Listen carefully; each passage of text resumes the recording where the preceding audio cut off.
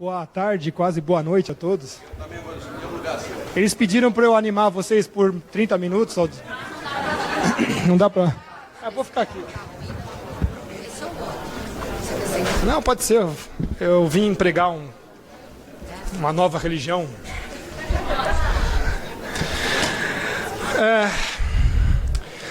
Eu sou ex-militar da Polícia Militar do Estado de São Paulo, que eu tive muito orgulho.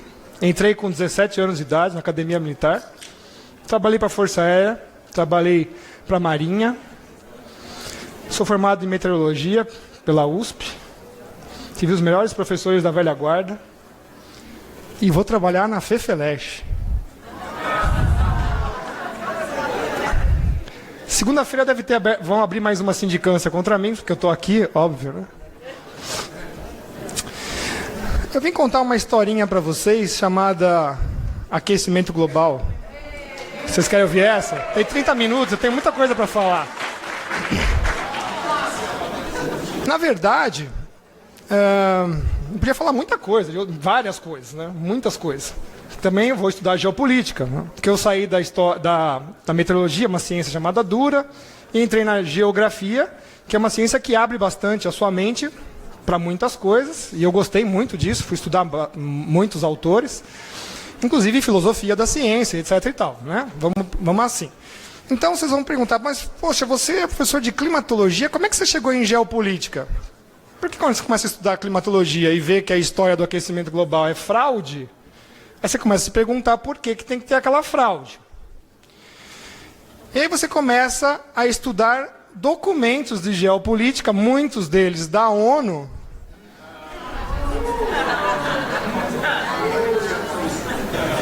Vocês gostaram, né? E aí, sabe, tá preto no branco a história. Tá preto no branco o que tem que fazer. Rio 92, lembra daquele lixo que teve? Eu falo que vai ser Rio mais 20, Rio mais 50, Rio mais 100, mil ad eterno, né? E aí, quando a gente começa a estudar esses documentos da ONU, você começa a ficar assustado. Porque, teórico da conspiração, como tem uns idiotas aí na internet que ficam falando para cima de mim, nunca leu nada na vida, é o seu papel higiênico depois que usou. Não é? Então você começa a ler aqueles documentos, você começa a ficar assustado. E eu gostaria de perguntar para vocês se vocês sabem o que a classe científica faz hoje. Faz pesquisa. Faz. Mas tem muitos deles que fazem uma outra coisa. Eles fazem política. E pior de tudo, eles legitimam ações políticas. Tá? Mas como assim, professor? Você não compra pasta de dente da Colgate? Aparece um cara de branco, esse jaleco? Compre Colgate, não é assim? Você olha lá, é o dentista que falou, portanto tem fé, né? Né? Cara, eu queria que fosse Jesus Cristo que falasse para eu comprar pasta. Porque o cara que leva fé na ciência, pelo amor de Deus. Ciência é a coisa mais fajuta que vocês podem ter. É antiética, ela não se propõe a ser ética. O pessoal acha que cientista é ético. Não é. Quem faz ética é filosofia. Né? Tudo bem? O cientista faz bomba nuclear e com a energia nuclear também faz o quê? Faz equipamento para... para você sarar uma pessoa com radiação. Não é quem que vai falar para o cara não fazer a bomba nuclear? É um filósofo. Tudo bem?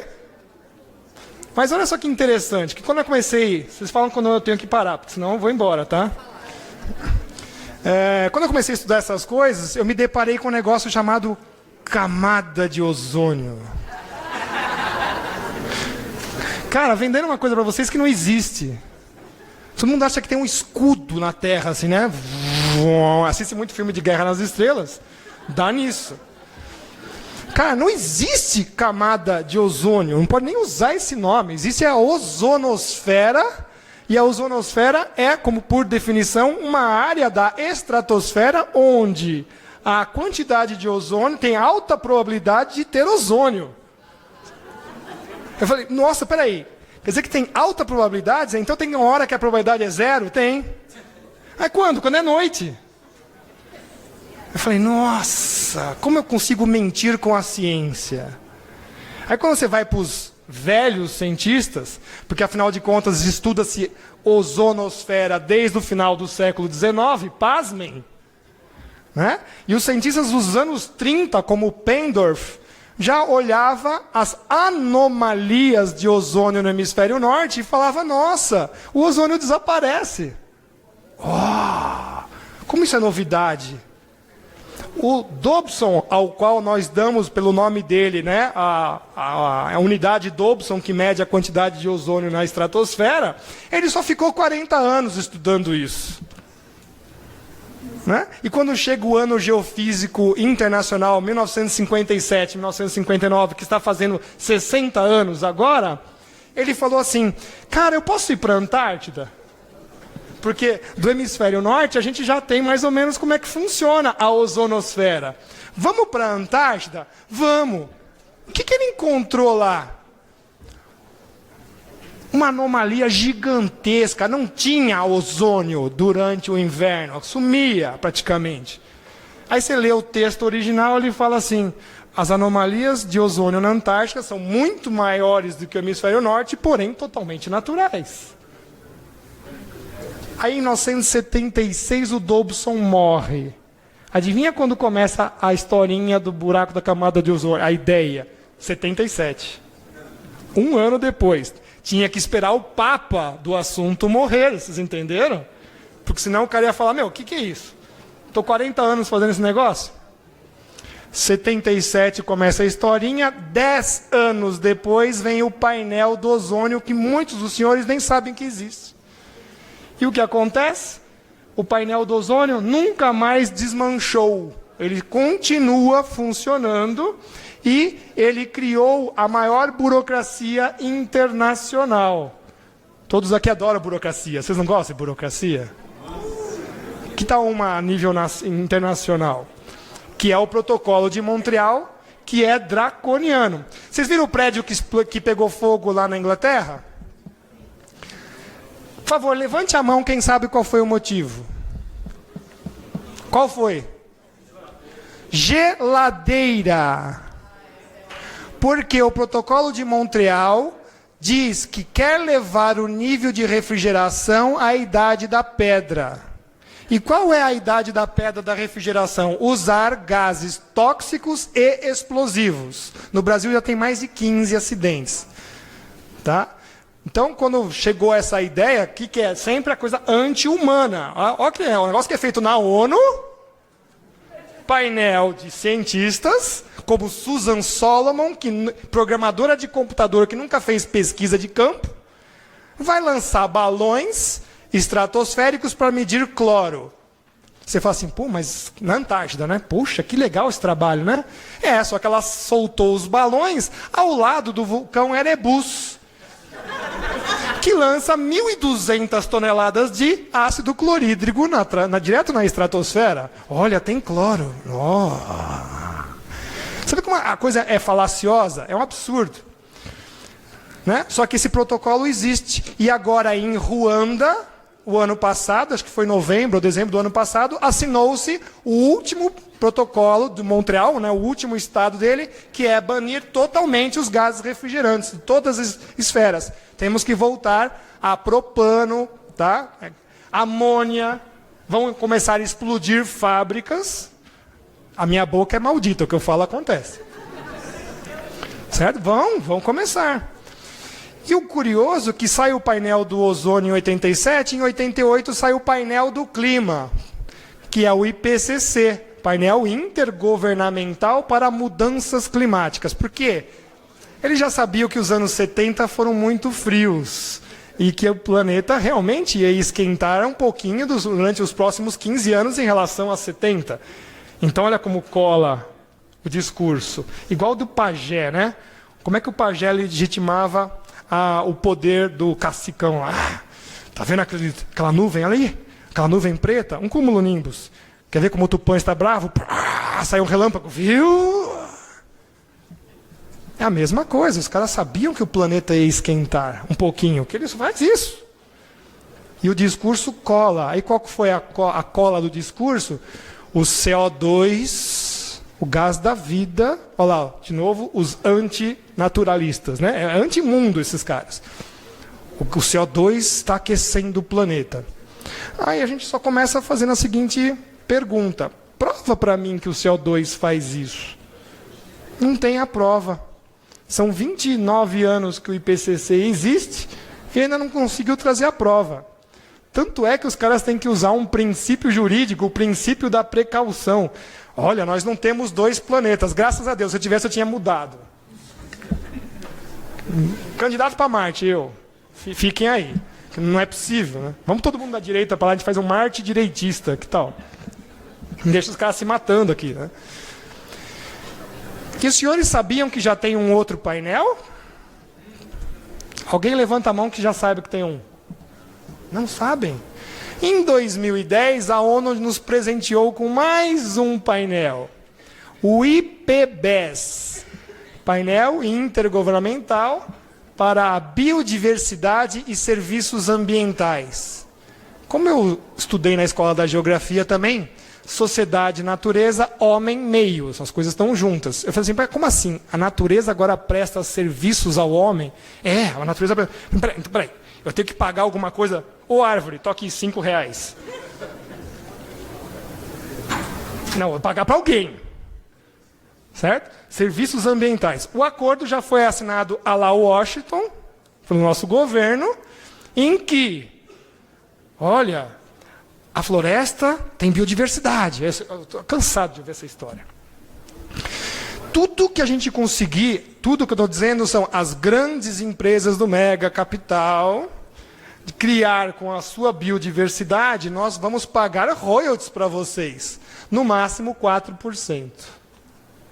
No máximo, não vai chegar nem a 1%. Então, de novo, Brasil, República das Bananas. Para que você vai ter que manter a floresta ou tudo que tiver lá dentro? Para sustentar uma indústria com material, né, biogenético, na verdade biopirataria, que já está indo embora muita coisa, com essas 585.498 ONGs que tem lá, chupando tudo lá.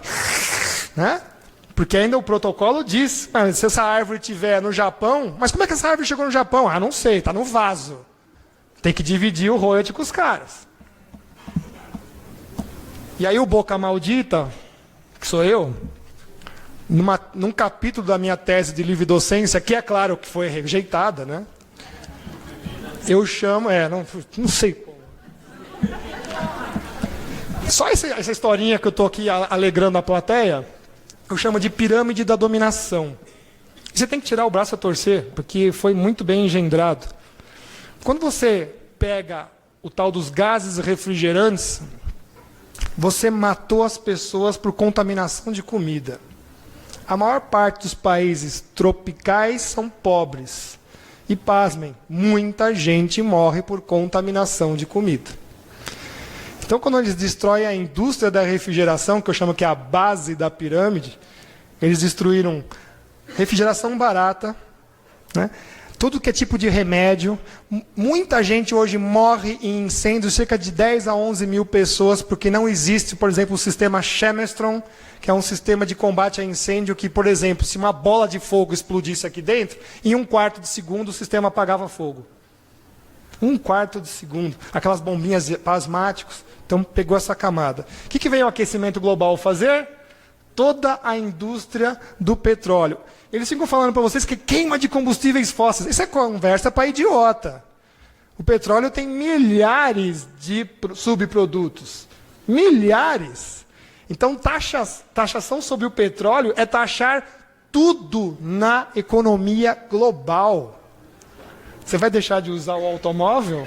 Subiu lá o preço da gasolina? Não, você vai ter que incorporar isso para dentro da sua vida. Agora, serviços ambientais e meio ambiente, tudo, água, ar, tudo, né? Falaram para vocês iam pagar o ar que vocês respiram? Já pagamos com a Controlar aqui em São Paulo, né? Tudo bem? E aí, o Boca Maldita, eu, falo assim, está faltando os oceanos, está faltando o continente antártico, está faltando um negócio lá em cima, o espaço sideral. Né? Aí eu vou achar no documento da ONU, do seu Maurice Strong, que já morreu, está vendo o aquecimento global com o capeta, fez acordo com o capeta, tá lá, não tem como. Deve ser o administrador lá agora, não sei. Tá lá, um documento. As formas de soberania nacionais, estou falando entre aspas, geram problemas quanto à administração dos bens comuns ao globo. Eu li tantas vezes esse slide que você decora. Ele diz exatamente quais são os ecossistemas. Os oceanos, a Antártida e o espaço sideral. Peraí, o espaço sideral é um ecossistema? Deve ter umas amebas espaciais voando, né? Aí você vê 2 painéis científicos que nasceram no Ano Geofísico Internacional, o SCAR e o SCORE, né? Um para falar sobre a Antártida e o outro para falar sobre os oceanos, já estão fazendo este papel. E vocês já estão vendo aí, o discurso é sempre o mesmo. Precisamos tomar alguma atitude frente aos oceanos. Eu falei, abrir guarda-chuva para o Dick, né? Porque se o mar quiser tomar tudo aqui, né?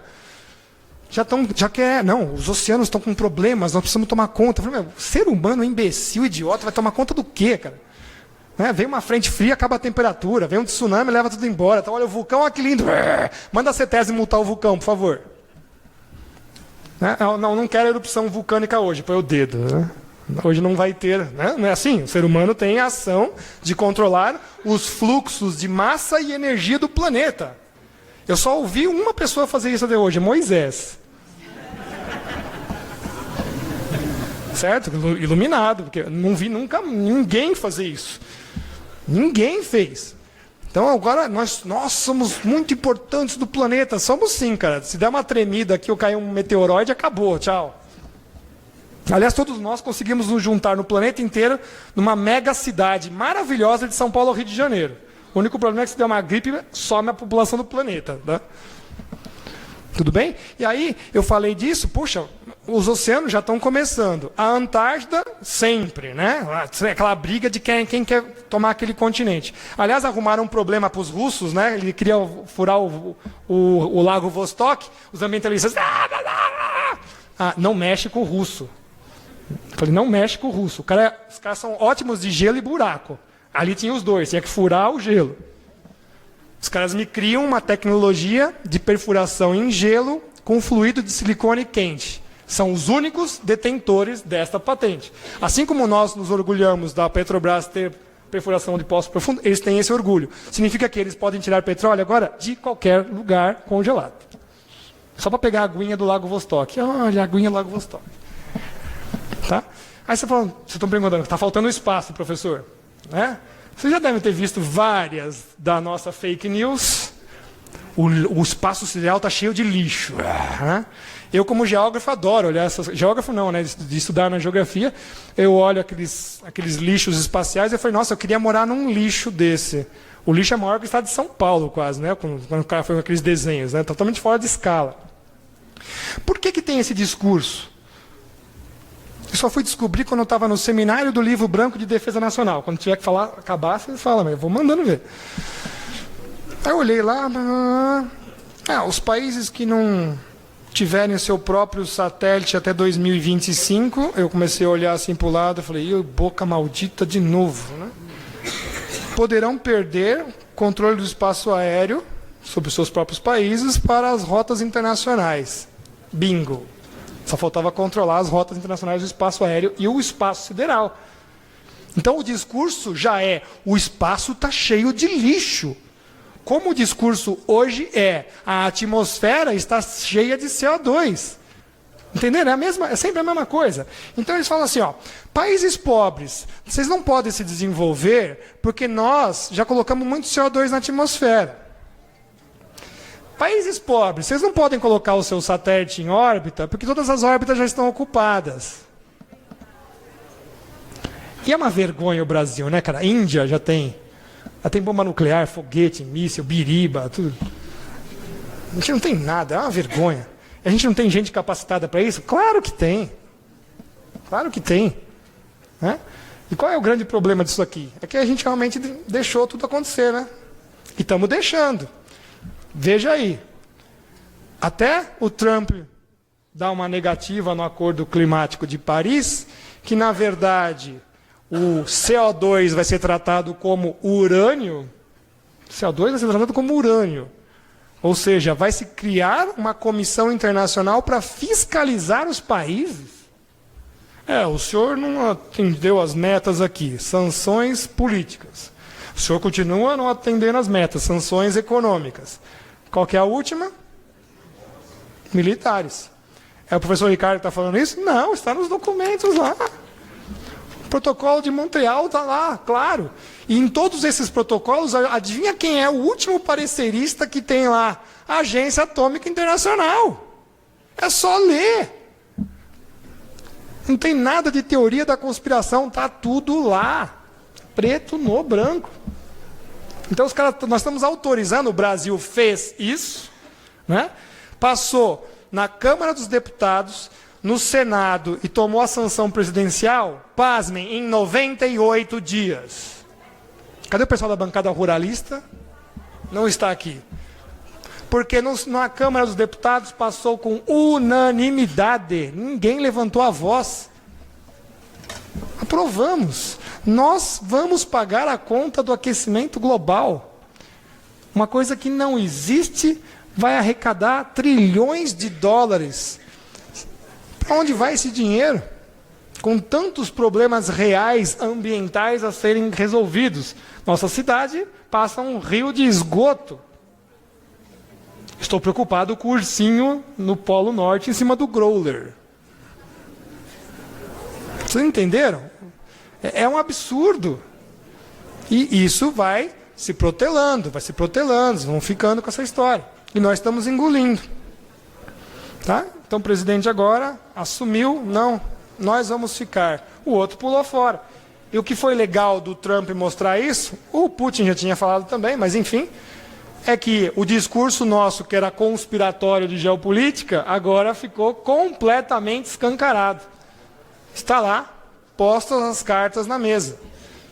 A coisa é para fazer exatamente isso. Eles vão todos dar uma enorme banana para o Acordo de Paris e nós vamos ficar aqui pagando essa conta. Tá? Eu ouvi algumas palestras aqui, o pessoal da agricultura, porque já acabaram com energia, no Brasil não tem mais energia. Nós estamos pagando, a partir de ontem, bandeira vermelha 1, agora vai ter bandeira vermelha 2. Eu fui colocar lá o número de termoelétricas aqui no Brasil, eu dei risada. Dei risada, acho que dá umas 15, 20, por aí. Tem que dar uma olhada direito no número. Mas agora a gente vai para a Índia e para a China, eu parei de contar quando chegou no 1000. Parei de contar quando chegou no 1000. Eu falei, não dá mais para contar, chega, não dá. A Alemanha, extremamente hipócrita, né? Vende lá, sou sustentável, verde de dinheiro, né? Está montando lá várias usinas termoelétricas. Eles vão ter uma Itaipu sustentada em termoelétrica. A carvão, olha lá. E lignito, que é um carvão amarelado, que solta enxofre pra caramba, polui pra caramba. Então, a conta ambiental, que não existe, nós é que temos que pagar. E é sempre legal que a gente, quando faz esse discurso, fala assim, o cara está falando que tem que destruir o meio ambiente. Isso é lógica da coerência esquerdista. Daquela mais vagabunda possível, né? O cara é terraplanista. Sou. Nossa, pelo amor de Deus. Tudo que é coisa idiota se atribui a cientistas que combatem a falácia aí do aquecimento global. E o que a gente pode fazer para melhorar? Estavam falando que tem que fazer uma agenda, vocês querem escrever algumas coisas, eu tenho algumas sugestões. Primeiramente, educação. Se vocês forem esperar, principalmente o pessoal que tem dinheiro, eu sou do agronegócio, tenho grana, a indústria tenho grana. Amigão, pega os cientistas, pega os professores, monta a sua universidade. Pega as cabeças que você tem aqui no Brasil e vai fazer... você tem que comprar, o agronegócio tem que fazer o quê? Comprar tudo de fora.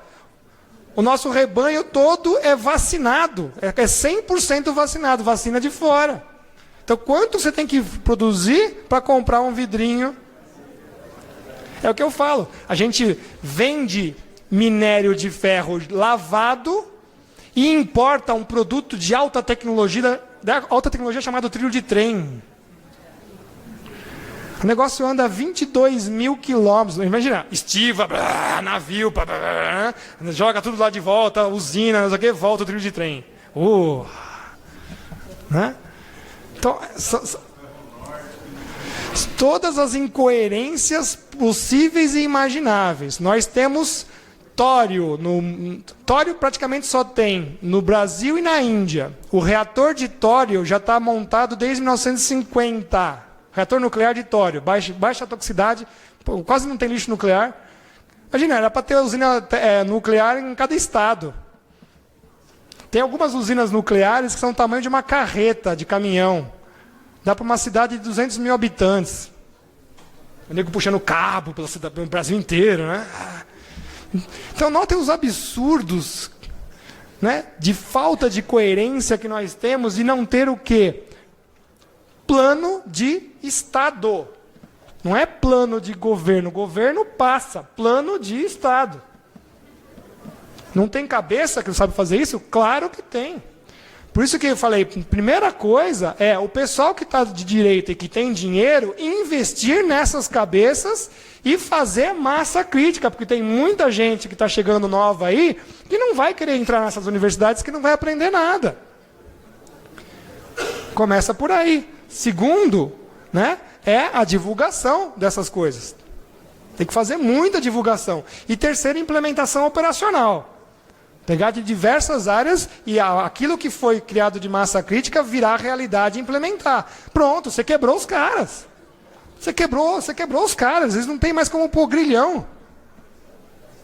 Tem que fazer isso. Se não fizer isso, não vai adiantar. Você continua sendo submisso a qualquer coisa que vem do exterior. Como falam, vou criar a ideia da vaca louca, por exemplo. Só para alertar a todos os ouvintes, eu sou altamente financiado pela indústria do petróleo e pelo agronegócio. Basta ver essa minha conta bancária hoje. Nossa, é de chorar. De chorar.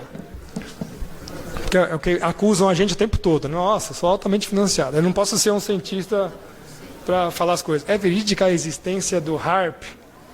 A existência do HAARP é verídica. O que eles falam que faz, duvido. Para mim, aquilo é simplesmente uma arma de tecnologia para comunicação em estado de guerra, tá? Ou interferência, a gente fala electronic warfare, né? Guerra eletrônica, tá? Tudo bem, pessoal? Vocês querem que eu... Pode continuar, está ótimo. Eu falo.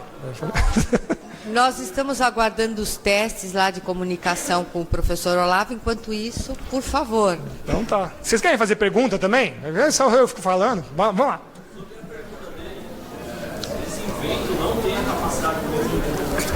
Se você acreditar nisso, ao meu ver, você também acredita que o homem controla o clima da Terra. Então, um negócio que gera uma energia, é super gigante, mas aquela energia frente ao planeta, não. Como também o pessoal fala, mas os projetos do Tesla são bacanas, etc e tal, são. Desculpa a expressão aqui, mas o pulsador de Tesla, na verdade, é uma teta, tá? O planeta Terra é um grande ânion, ele só fica jogando os elétrons para a atmosfera, depois você faz as coisas funcionarem com energia elétrica sem... Mas isso aí não sei se isso funcionaria de fato em escala, tá? Com certeza. Nós temos vários tipos de vulcões em atividade, são 550 em atividade, acho que mais de 5.000 submarinos. Um vulcão, como eles também têm várias categorias, então subpliniano, pliniano, estromboliano, blá, blá, blá, um desses, se entra em atividade, por exemplo, o Pinatubo ou o Chaitén aqui na América do Sul, ele joga cinzas vulcânicas na estratosfera e provavelmente naquele ano você vai ter um verão amenizado. Tá? O Krakatoa, por exemplo, o ano que ele entrou em erupção, foi chamado o ano sem verão. Querem mais algumas perguntas? Pois não. Uma coisa, na sua opinião, quem é que está ganhando com isso aí? Pois eu gosto sempre de dizer, de novo vão achar que é teoria da conspiração, mas não é, que a gente divide essa coisa de esquerda, direita e de força também fracos e fortes. Então, na verdade, não são só dois lados, mas é uma mandala de 4 elementos. Tá? Os grandes poderosos do megacapital estão do lado que a gente chama de direita, mas não é uma direita porque é uma direita falsa, né? Eles controlam governos e controlam tudo. E desse lado você tem uma esquerda, que é uma esquerda que a gente chama de melancia, que está atrelada a esses caras do capital, com certeza. Tudo nos indica isso. E fazem esse jogo de jogar as pessoas contra. Mas contra quem? O andar de baixo. No andar de baixo da direita, você vai ter os empreendedores de fato. Quem são os empreendedores de fato? São aqueles caras que levantam de manhã e não tem garantia de lucro. É o cara que está pondo a cara lá, estou fazendo meu negócio, mas não sei. Isso tem várias escalas também. O cara pode ser, tenho 50 milhões de hectares, zoando aqui, né? Não tem isso, mas enfim. O cara, se ele não está atrelado ao andar de cima, ele continua estando sozinho. E também no andar de baixo você tem os esquerdistas teóricos, dos quais muitos eu respeito. Por quê? Porque o cara é um teórico, ele está fazendo trabalho, etc. e tal. Como cientista eu respeito. Mas eu chamo eles de covardes, porque eles também identificaram tudo isso, e os textos são de 1970, e ficaram quietos. Não é porque eles têm que ficar quietos, porque eles estão atrelados com o andar de cima também, dos esquerda maluquinho lá. Né? Então, sim, no andar de cima, não interessa se os caras são esquerda ou direita, eles são os globalistas, que a gente chama, que são a união dessas forças todas, de esquerda para o globalismo. Então, eu também combato os dois lados. Tá bom? Posso falar para a senhora? Tinha uma professora de Minas Gerais, ela já se aposentou agora, a professora Wanda.